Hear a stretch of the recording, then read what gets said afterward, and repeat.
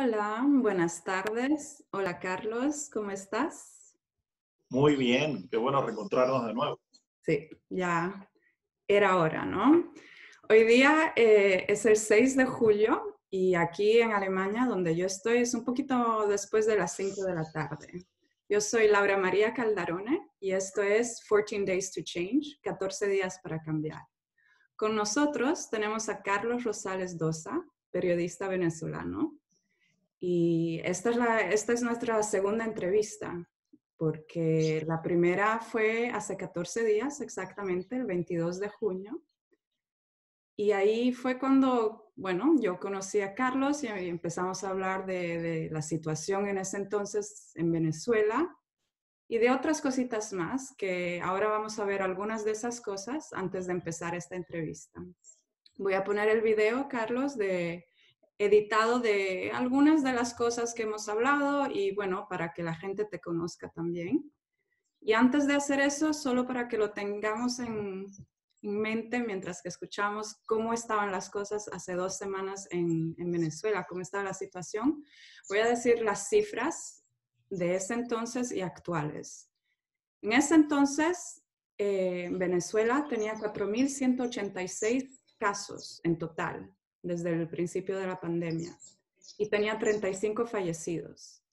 Y ahora, las últimas cifras que tenemos para el 6 de julio son 7.169 los casos en total y son 64 los fallecidos. Ha habido un cambio ahí también.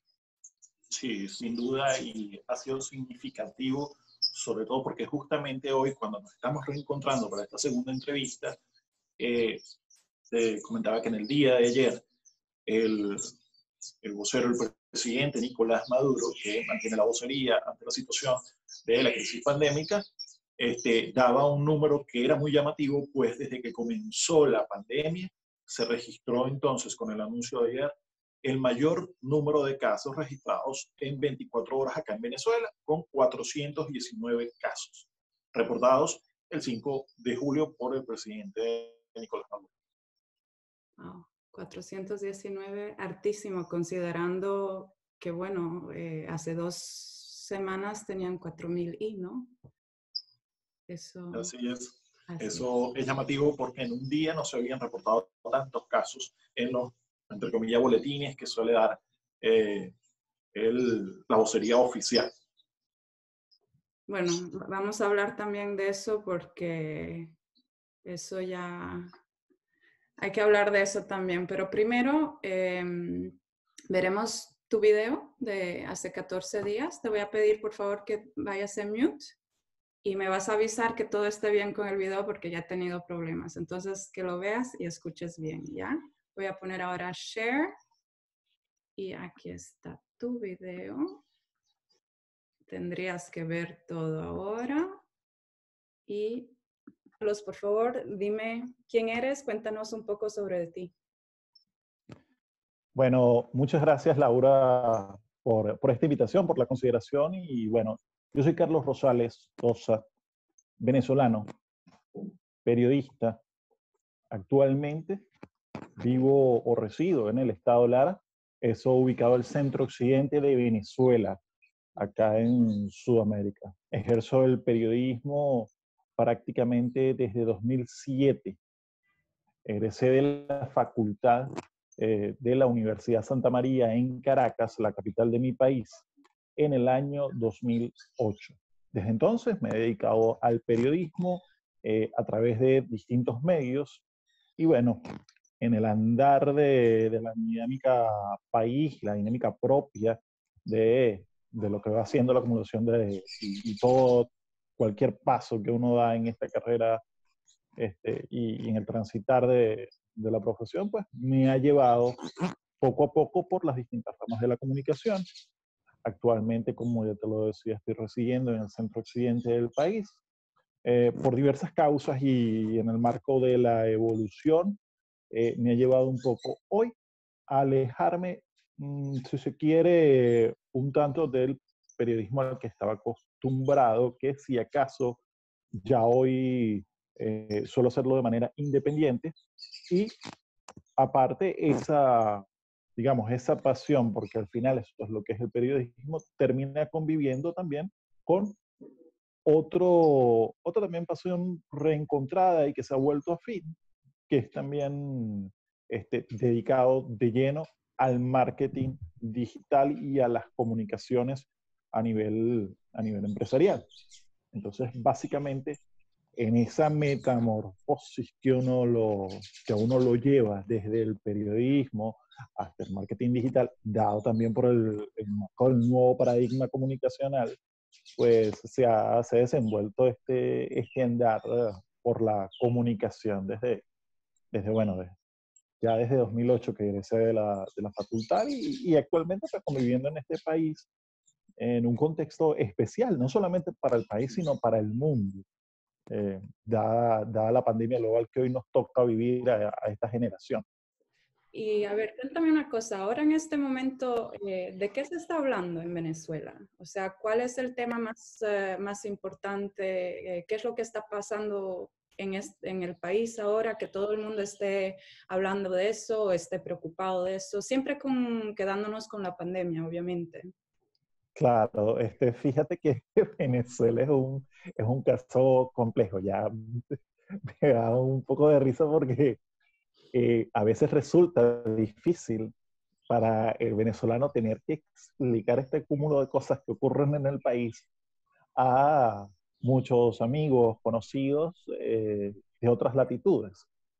En estos momentos, y tu pregunta es muy certera porque en estos momentos hay varios factores que están llamando la atención de los venezolanos y esto se puede ver también un poco en redes sociales, porque se mezclan factores de la crisis socioeconómica que vive el país con la crisis política y, y todo eso, imagínate todos esos ingredientes en medio de una pandemia global.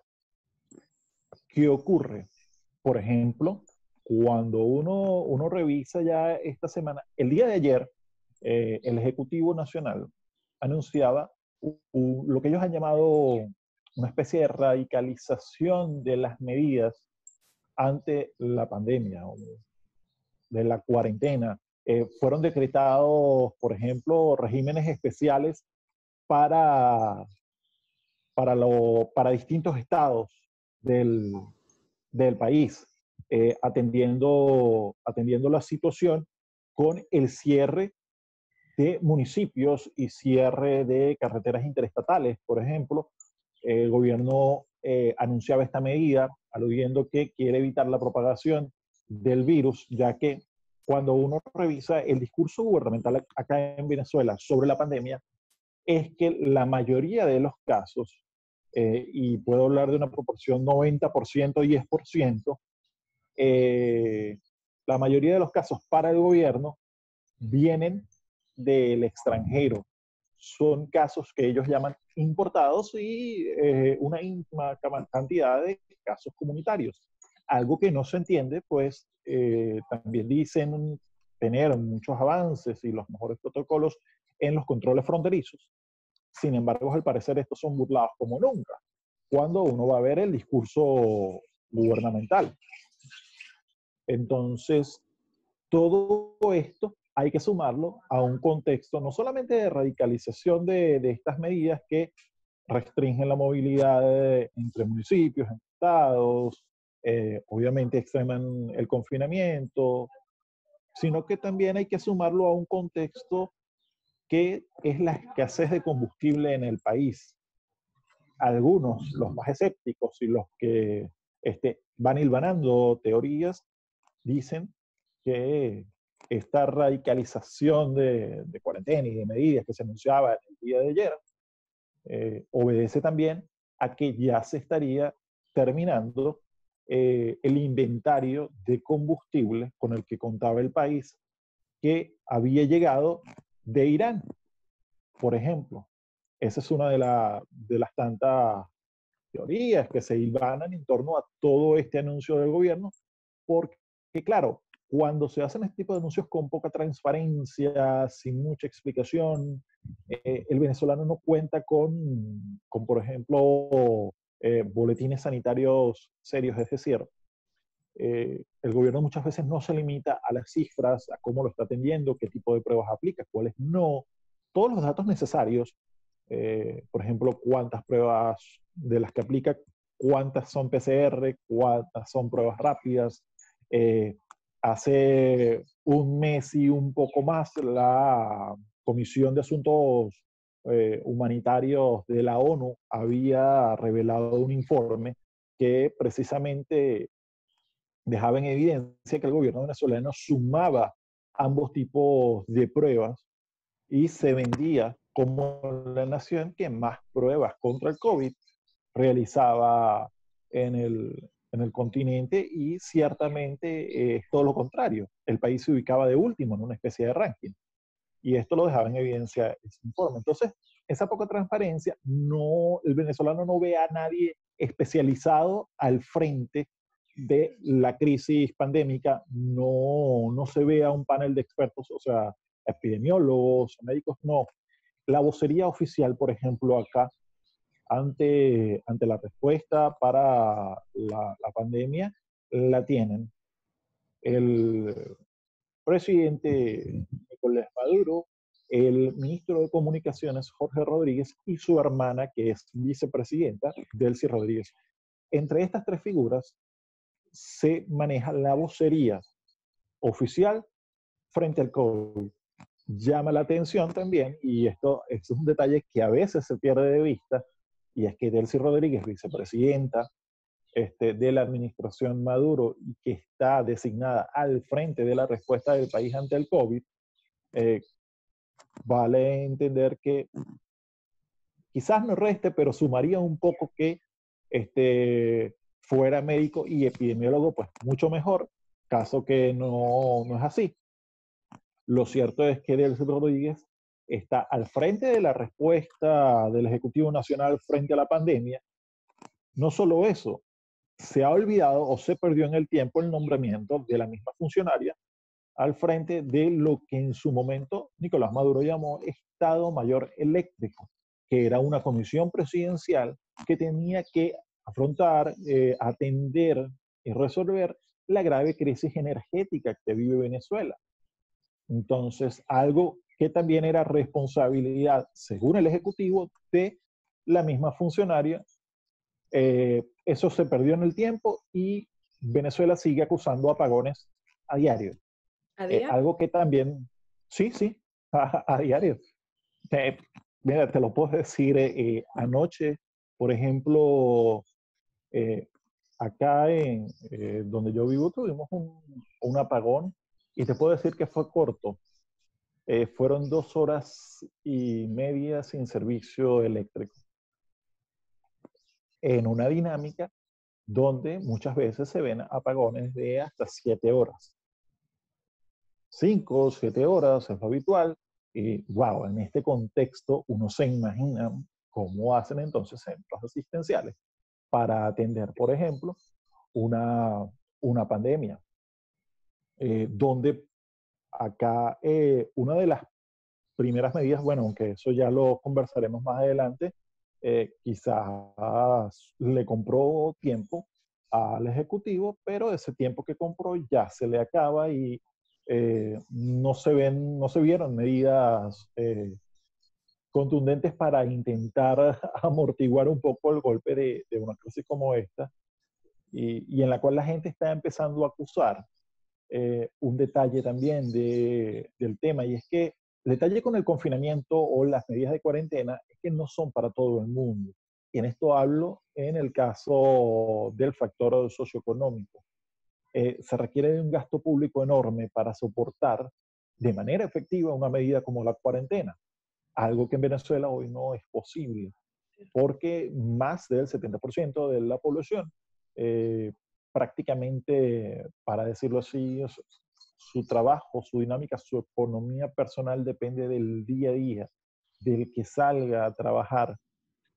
Y bueno, esas personas la están pasando mal.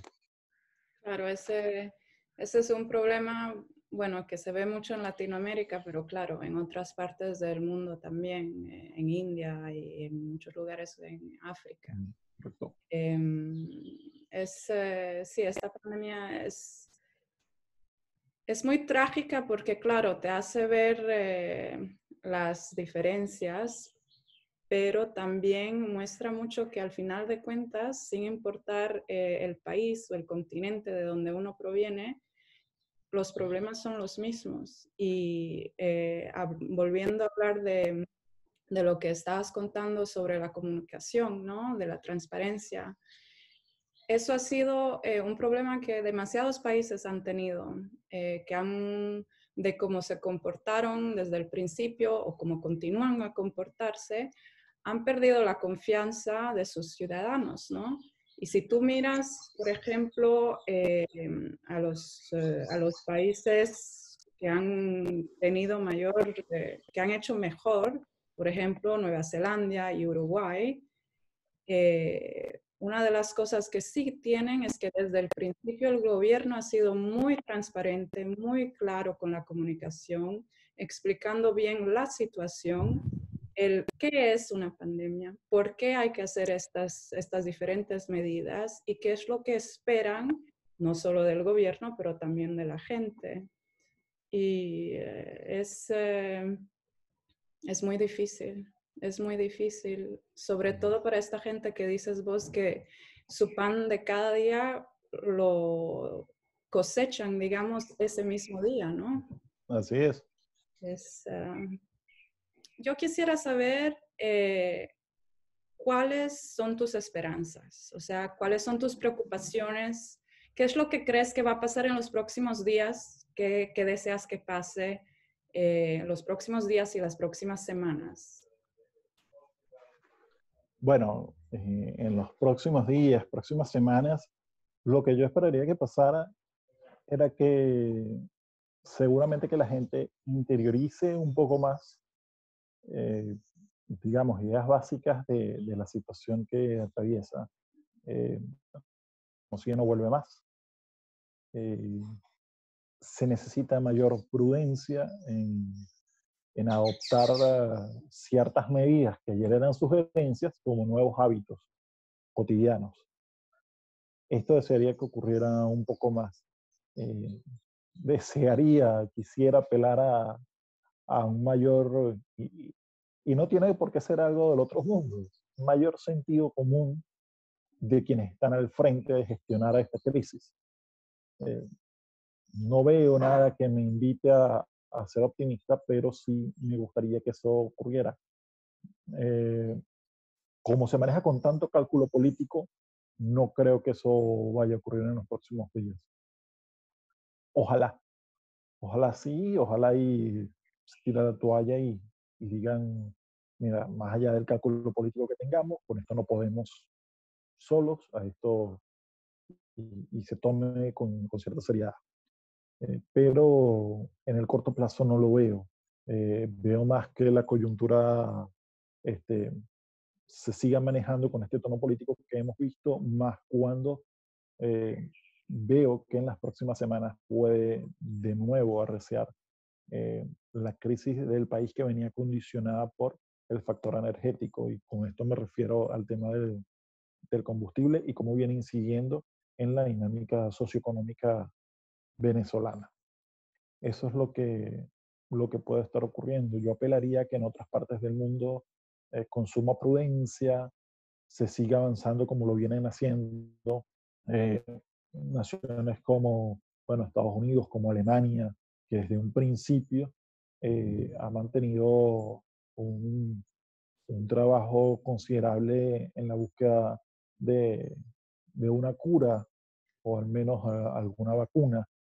Y yo destaco el caso de Alemania porque me gustó mucho el discurso o la retórica con la que ellos adoptaron este trabajo por una cura, es decir, ese, esa premisa de Alemania para el mundo, de un aporte, eso me pareció muy encomiable. Las formas muchas veces importan y allí hago una salvedad porque es parte de cómo los detalles suman y es parte de, por ejemplo, la clave de la confianza que supo generar Nueva Zelanda en toda su gente.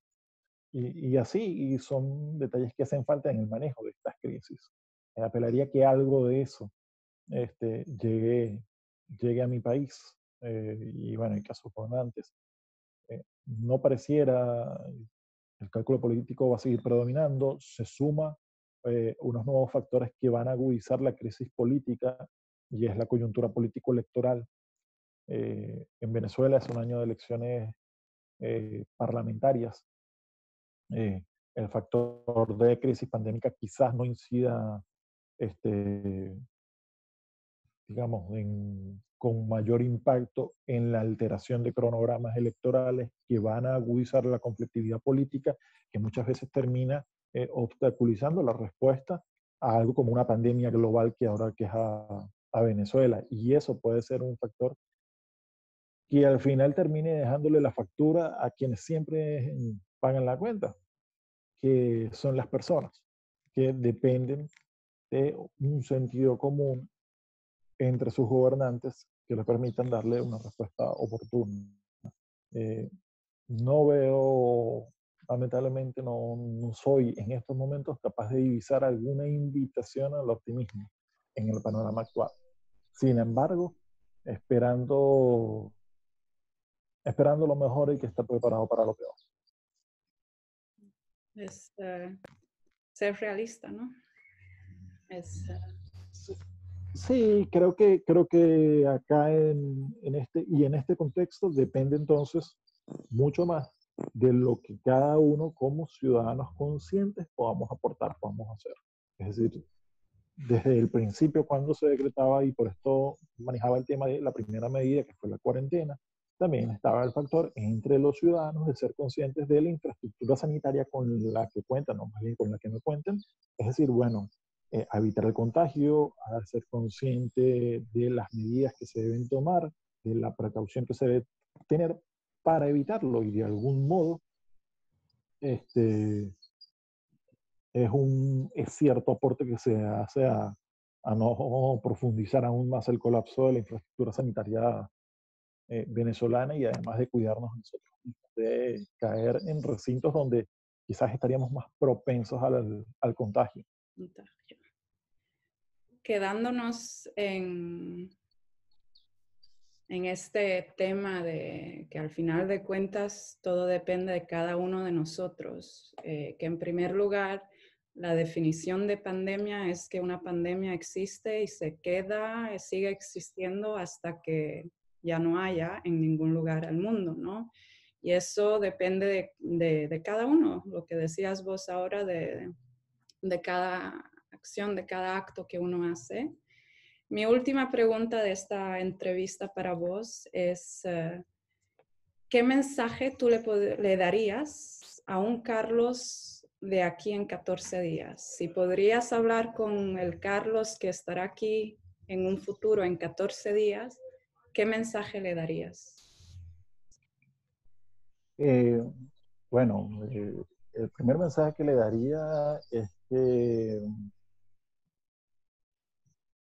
siga tratando de que se vuelva pandémico el sentido común y el razonamiento de todas las personas. Que eso también se propague por la gente. Como conversando y en esa charla, más que hablar, escuchar mucho. Afortunadamente, creo que eso de aquí a 15 días seguirá siendo regla de vida.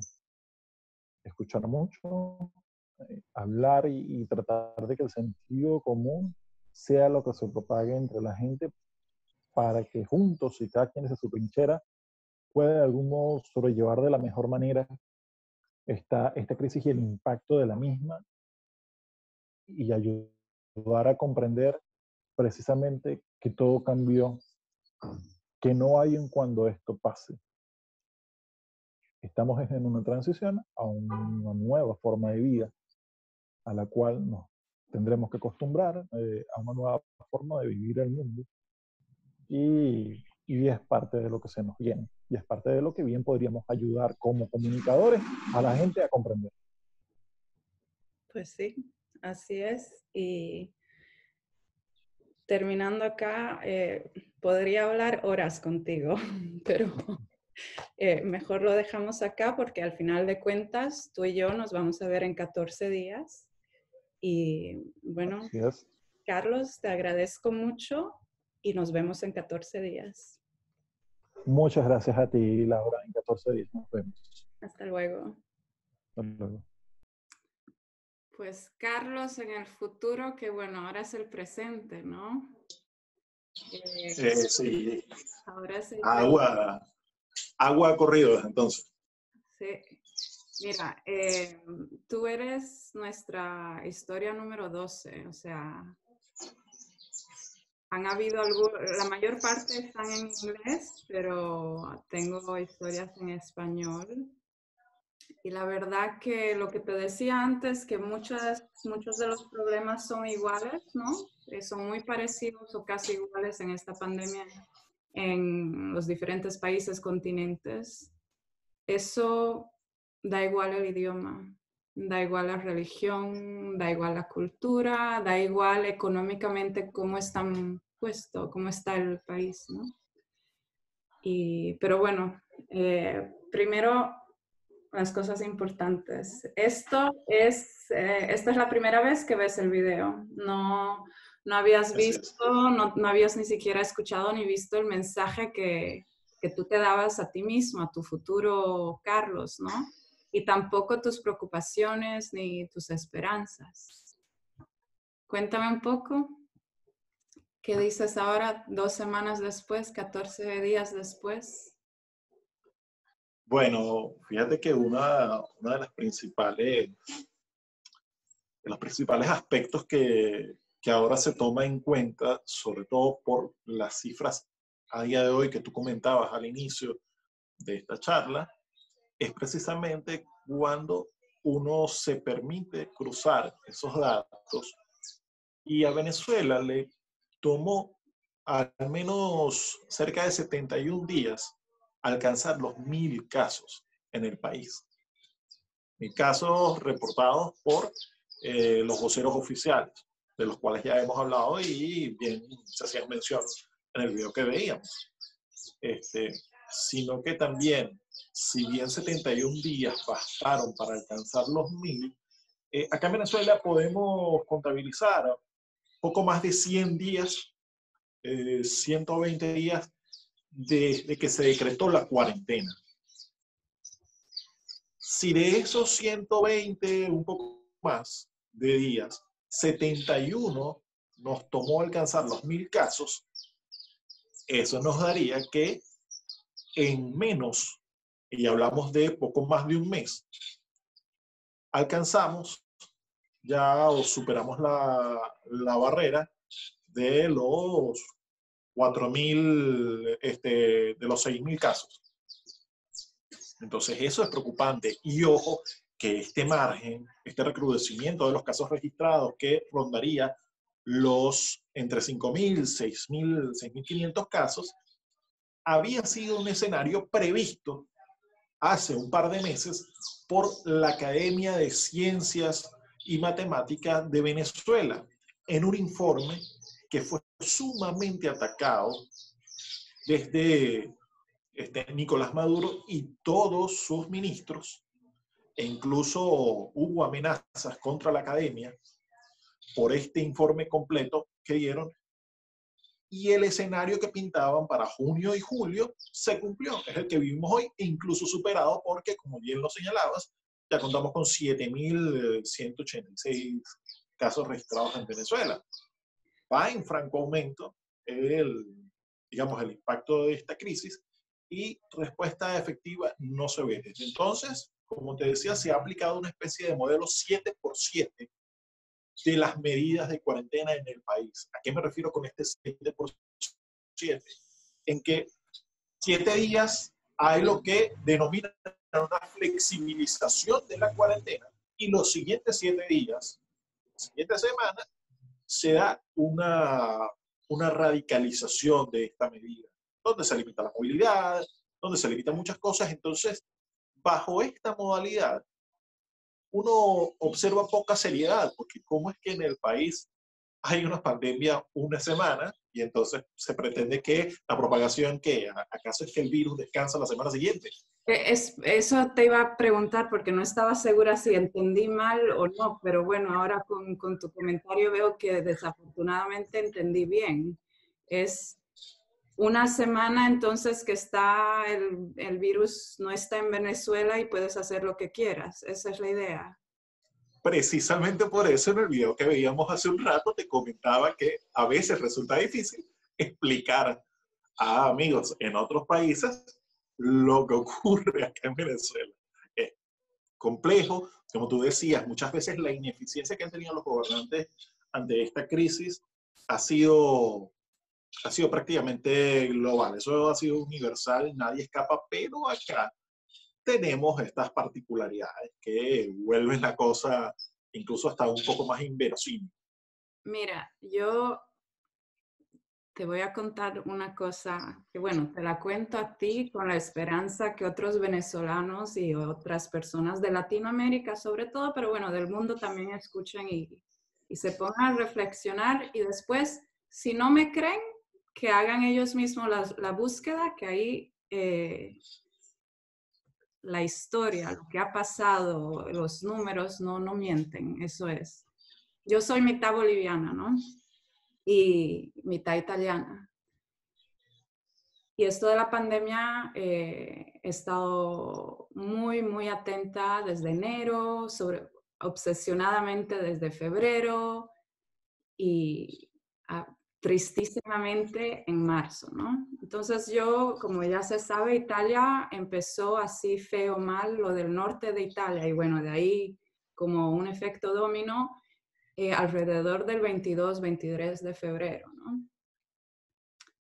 Y eso era solo Italia, en Bolivia todavía no había el primer caso, se hablaba un poquito, pero nada en toda Latinoamérica, ¿no? Porque cuando llegó de China a Italia era cosa de Europa y muchos países en Latinoamérica en ese entonces ni siquiera se imaginaban que podría llegar a Latinoamérica, ¿no?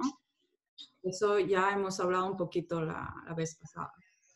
Yo lo que hacía, porque estaba pasando lo de Italia y porque me interesaba el tema y porque, bueno, trabajé un poco en el sector de enfermedades, infectious diseases, sabía y me empecé a fijar las cifras cada día. ¿Cuántos muertos, cuántos nuevos casos en el mundo, en Italia, en Estados Unidos, en Alemania, en unos 10 países y Bolivia? Y Bolivia no había nunca nada, estaba siempre cero, nada. Cada vez podía respirar. Hasta que de repente en marzo, 2 casos. Eran 2 casos, 0 muertos, y todo lo demás era 0 y 2. Y eran días y días que los casos eran 2, se volvieron 3. Y como tú dices, y esto no es para que nadie entre en pánico ni nada, es para decir que desafortunadamente la historia de la pandemia de cada país es igual. Todos los países empiezan con 0. Todos los países empiezan con ningún caso y ningún muerto. Todos los países empiezan continúan con pocos casos y pocos muertos. El problema es que a un cierto punto llega esa barrera y cuando se supera, es increíble. Yo miraba, bueno, 100 casos, 500 casos, 1000 casos, 5000 casos, 10,000, 20,000, estamos casi a 40,000 casos en Bolivia. Y esto es mediados de marzo y por mucho tiempo era poquísimo. Muertos, sí, no son así muchísimos, pero son casi 1,500 muertos, fallecidos, personas, y eso es lo que se sabe, ¿no? Porque en cada país no es que tú tienes todos los datos y no es porque el gobierno es bueno o malo o el sistema es bueno o malo, es porque esa es la situación. Se necesita tiempo, se necesita estar conectado, se necesita también ver después, ¿no? Y eso de pensar que en una semana puedes hacer cosas que en la otra no, porque el virus está de vacación o está viendo a los vecinos, a los países, eso es triste porque va a causar mucho dolor. El nombre de esta serie que he hecho se llama 14 días para cambiar. Y eso es porque esta pandemia, todo lo que tú haces puede ser para bien o para mal. Y se necesitan desde 14 días para ver el cambio.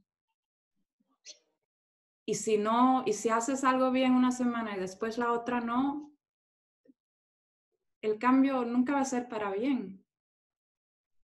Sí, ciertamente la inconsistencia en afrontar la crisis va a pasar factura, indudablemente.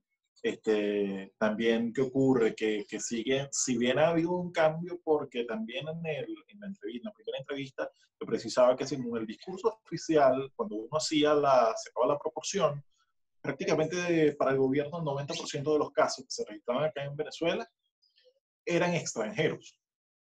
Y tan solo un 10% de los que podían registrarse como casos comunitarios.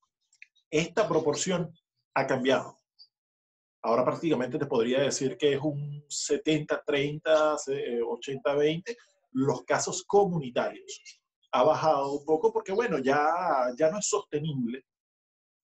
Quizás se habrán dado cuenta que, bueno, si bien estamos reportando un aumento de casos, prácticamente vendemos como que somos totalmente ineficientes en los controles fronterizos.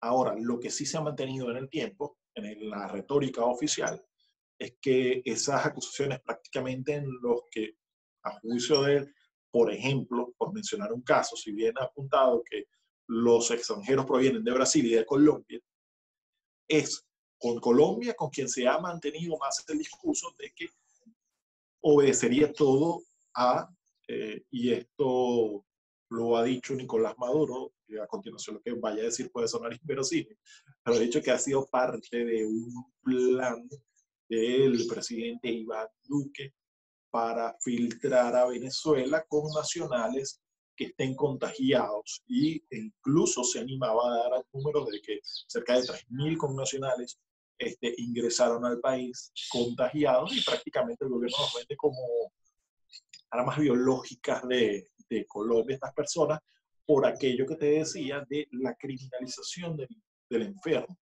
que hay en el discurso oficial, y lo que muchas veces uno pudiera entender que incluso cohíbe a personas en las diferentes localidades o estados de Venezuela a reportar a las autoridades la sospecha de que puedan estar contagiados o pueda haber un caso. A todas estas, para articular la ayuda de esa persona, porque temen que puedan estar siendo objeto de todo este discurso o que puedan ser recluidos, porque hoy la gente no quiere o teme ser recluida en los centros asistenciales que el gobierno ha dispuesto para atender la pandemia, pues las historias que de allí provienen, de mala atención, de confinamiento, no cesan. Incluso los casos donde, creo que en la primera entrevista hablábamos de que se había reportado la fuga de algunos pacientes de un centro asistencial, un hospital, en el estado Zulia, al occidente del país, pero que durante estos 14 días se hizo también, de algún modo muy viral en Venezuela, la historia de un funcionario del CICPC, que acá se conoce como el Cuerpo de Investigaciones Penales y Criminalísticas, o sea, prácticamente nuestra policía judicial, bueno, un funcionario que junto a su familia, a su esposa, que había sido declarada también contagiada, se fugaron, articuló un plan de fuga del centro asistencial donde estaba siendo atendida, porque no contaban con los cuidados y todos estos aspectos que te estoy diciendo que hacen que muchas veces los pacientes quieran huir, los pacientes con sospecha de contagio o que van a estar contagiados, porque no están siendo bien atendidos. Esto porque Venezuela no cuenta con la infraestructura adecuada, y que con el tiempo que el gobierno se compró a través del temprano decreto de la cuarentena, no hizo nada. Es decir, quizás pudiéramos decir compró un tiempo valioso, que pudo haber usado correctamente para entonces mejorar la infraestructura, diseñar todo un plan para aislar a pacientes y a sospecha de contagio, y esto no ocurrió. Y ese es otra tragedia de muchos países, que sí hicieron Así un es. confinamiento y sí, algunos países así bien fuertes, pero por razones muy parecidas también o diferentes que sean, no se hizo lo que se tenía que hacer o suficientemente, no se hizo. Entonces, ¿qué pasó? Confinamiento, 1 mes, 2 meses, lo que sea, y ya se acabó el confinamiento, pero los procesos para hacer o los sistemas para hacer las pruebas no están, o está casi igual como estaba hace 2 meses.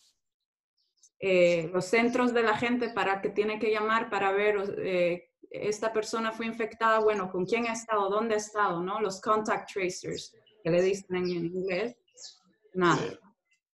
Ese es otro problema. Por eso la gente dice, bueno, pero el confinamiento no funciona. No funcionó.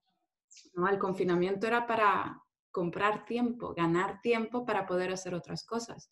Si esas otras cosas no se hicieron, ¿qué vamos a hacer? Y como dices vos, claro, ahora, hace 2 semanas y antes, ya habían problemas, ¿no? Con el sistema sanitario en Venezuela, que no hay la infraestructura y etcétera.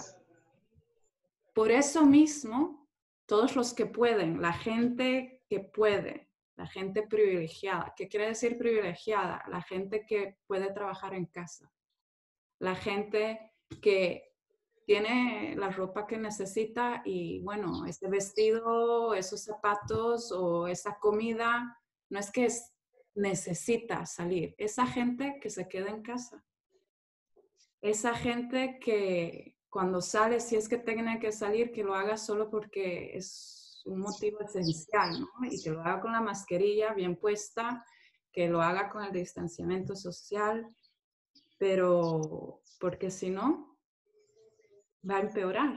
O sea, solo puede empeorar. Claro. Si no se cambia, empeora. Eso es la única cosa.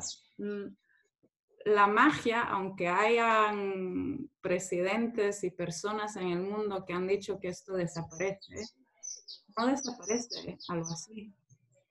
No, y en primera instancia, cuando uno se pone a repasar, casi todos los gobernantes que en un principio menospreciaron el anuncio pandémico o tuvieron una retórica orientada a minimizar esta pandemia, terminaron experimentando problemas graves. Y para citar, digamos, 3 casos, le ocurrió a Andrés Manuel López Obrador en México, que al principio invitaba a la gente a salir, que esto era menor, que no les iba a afectar, que no podían parar, y la cosa de unas semanas desde que hizo ese anuncio, hizo incluso todo un spot oficial con un mensaje orientado a ello, terminó repuntando los casos, también fallecidos. Le pasó lo propio a Jair Bolsonaro en Brasil, cuando decía que era una gripecita. Exacto. Y ya vemos lo que terminó ocurriendo. Y lo que sigue ocurriendo, que eso es lo peor. Claro, pasó en Estados Unidos también, Sí. donde en un principio se tenía un discurso así, y bueno, ya sabemos la lamentable situación que hoy todos los ciudadanos estadounidenses están afrontando, y que bueno, poco a poco van de alguna manera enfrentando con las medidas que sus distintos gobiernos estatales y su gobierno ejecutivo han ido tomando. Y bueno, en tus ejemplos, podemos decir que con seguridad técnicamente los Estados Unidos económicamente y de lo de healthcare, de sanidad, tienen más que Venezuela, así para decirlo directamente, tienen más. Ya empiezan con más, empezaron la pandemia con más. Y miren cómo está. Sí, es un país más grande, etcétera, lo sé.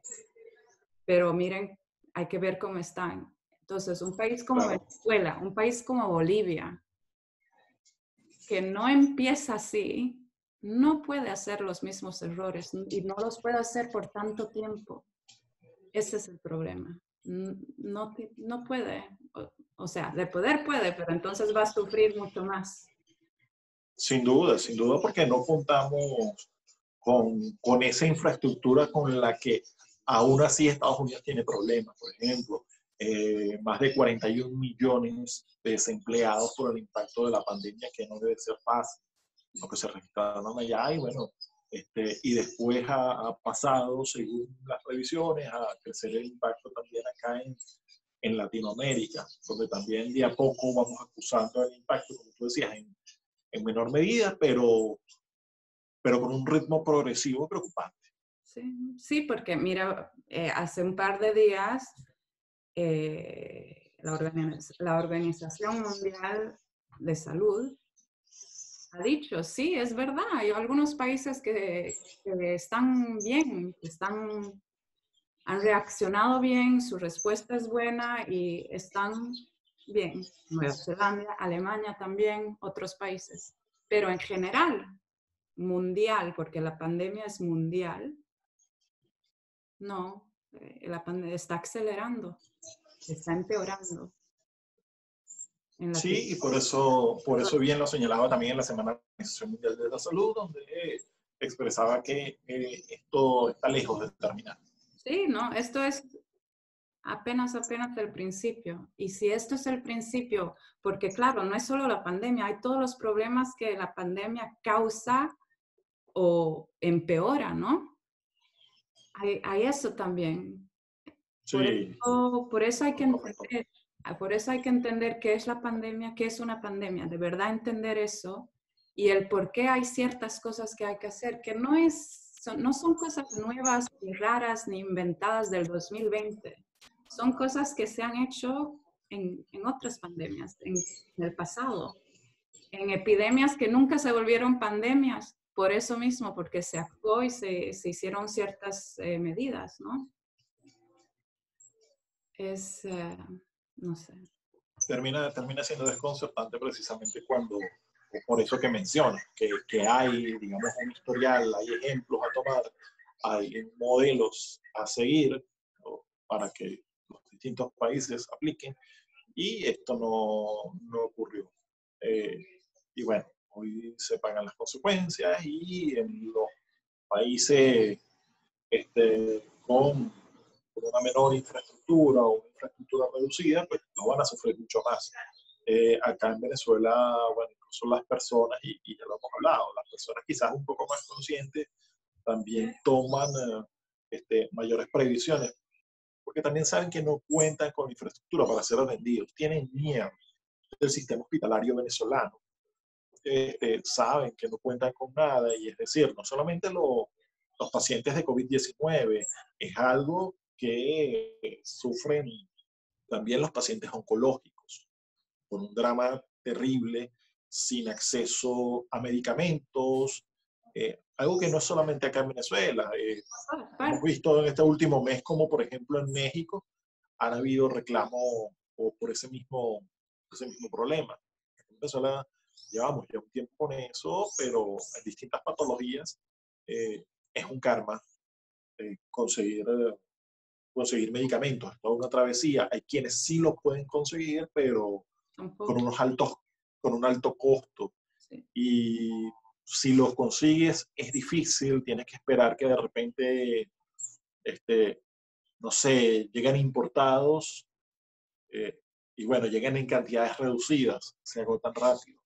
Y con esto, pues te puedo contar, en mi caso, que creo que esto no lo había comentado en la primera entrevista, yo soy paciente de epilepsia Ah, no y sabía.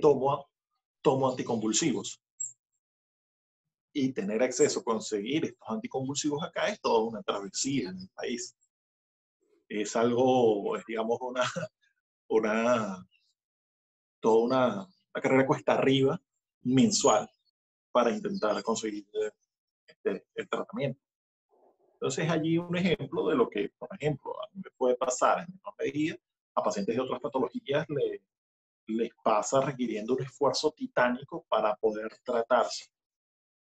Y eso que no es cuestión de edad, porque la gente dice, bueno, porque puede que te afecte o no afecte este virus, ¿no? Por ejemplo, si eres diabético, si este virus te va a afectar más. Si eres epiléptico, no, pero te afecta de otra manera. O sea, tus medicamentos, ¿no? Claro.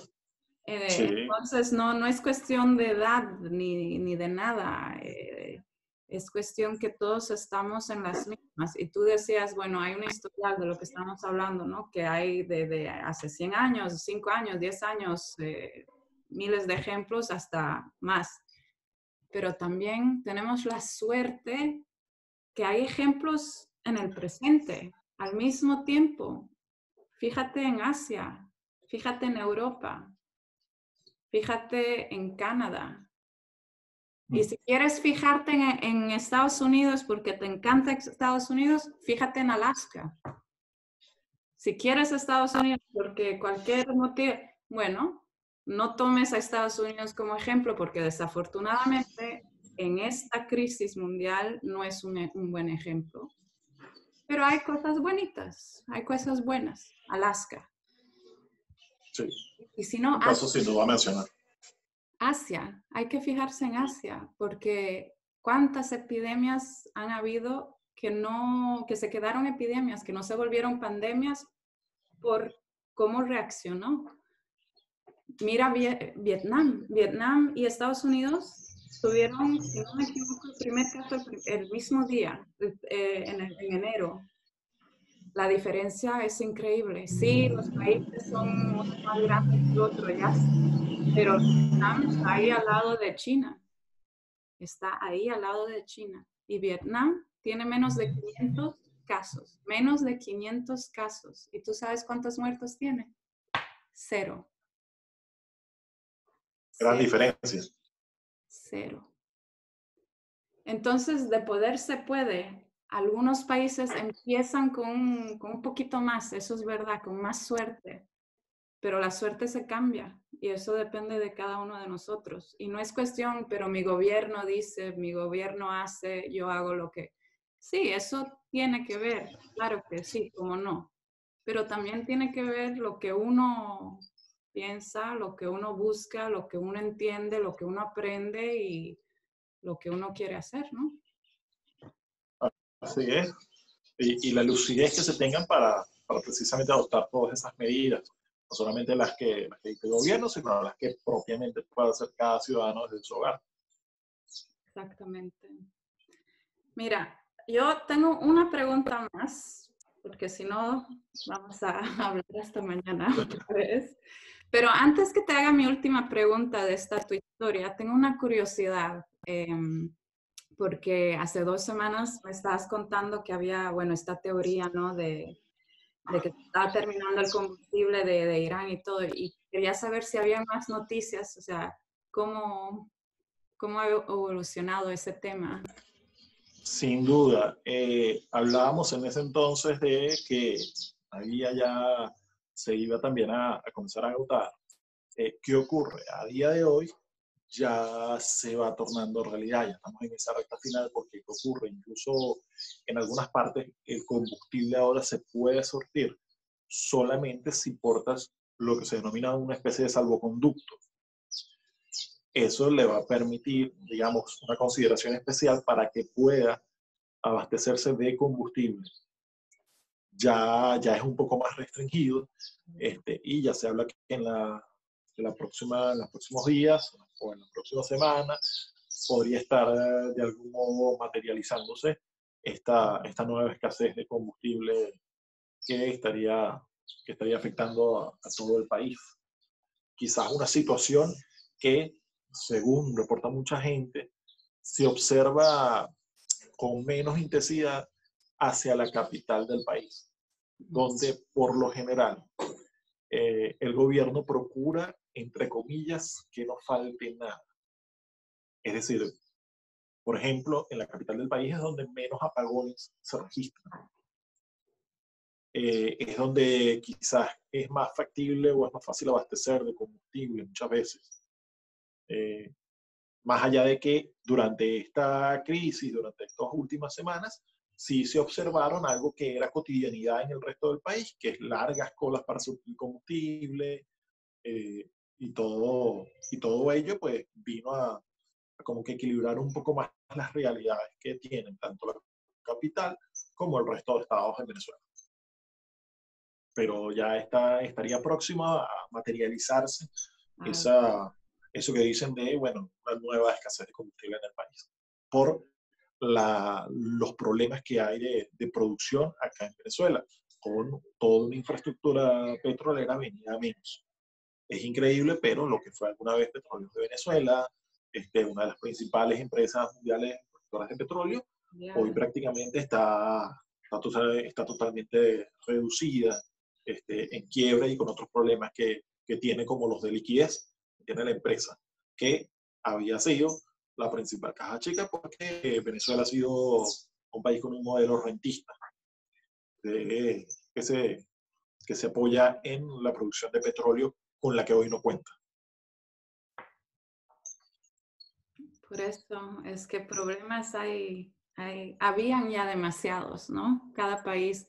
Y bueno, desafortunadamente Latinoamérica tiene muchos, Sí. tiene demasiados. Y con esta pandemia aún más. Por eso hay que poner de lo suyo, ¿no? Sin duda. Algo. Carlos, mi última pregunta. En la primera entrevista, terminamos la entrevista que te dije, te pedí si pudieras darte un mensaje al Carlos del futuro, ¿qué le dirías, no?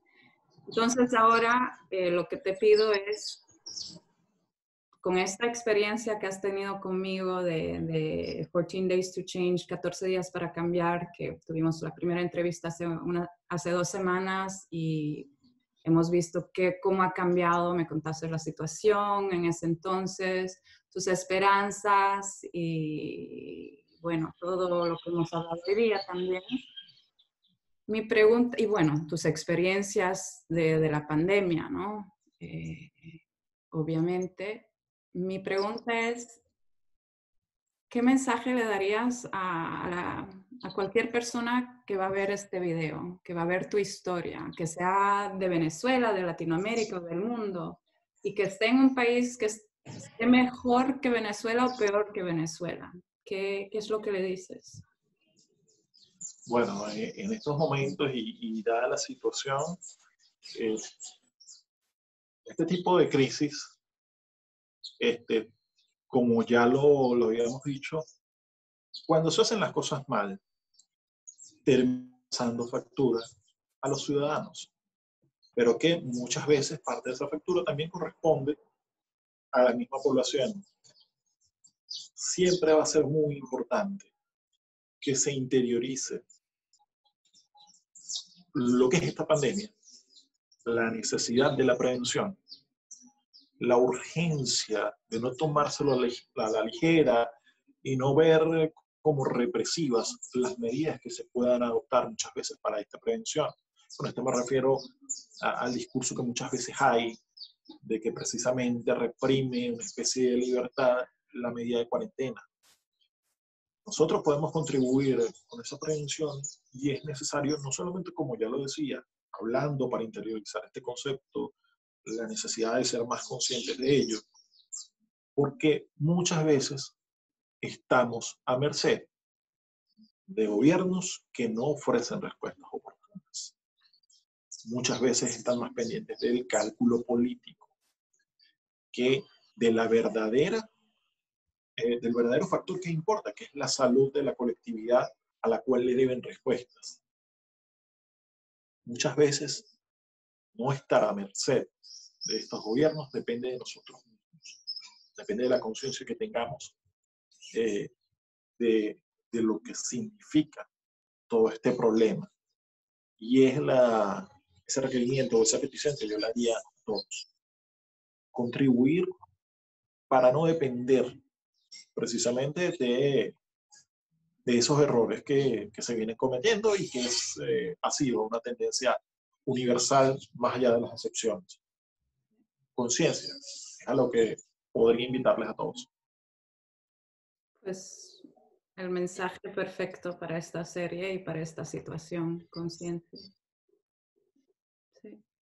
Así es, y bueno, en esta experiencia esperemos que de ahora en más los cambios que veamos sean positivos, como decía en la primera entrevista, esperando lo mejor, preparado para lo peor. Exacto. Pues esperando lo mejor, preparado para lo peor, eso es como hay que hacer y estar, y todos los países que estén bien o que estén mal, porque las cosas cambian. Carlos, espero que el cambio que venga para Venezuela, para Latinoamérica, bueno, y para el mundo, sea para lo mejor. Te agradezco mucho tu tiempo. Ha sido un placer. 14 Days to Change. Carlos, desde Venezuela. Muchas gracias. Muchas gracias. Hasta luego. Hasta luego.